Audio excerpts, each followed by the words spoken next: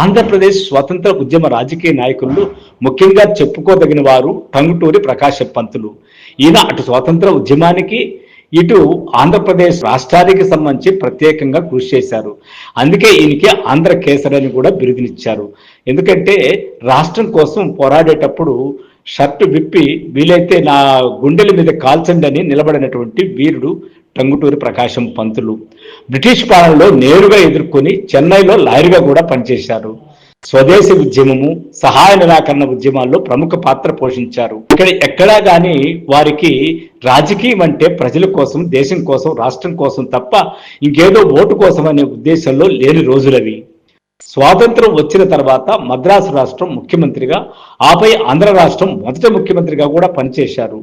అంటే రాష్ట్రము తెలుగు వాళ్ళ సొత్తు, దీనికి సంబంధించి పోరాడాలని నిర్ణయించుకొని ఆయన పోరాట ఫలితంగానే చెన్నై నుంచి ఆంధ్రప్రదేశ్ రాష్ట్రం విడిపోయి ప్రత్యేక ఆంధ్రప్రదేశ్గా ఏర్పడింది. దానికి మొట్టమొదటి ముఖ్యమంత్రిగా టంగుటూరి ప్రకాశం పంతులు గారు పనిచేశారు.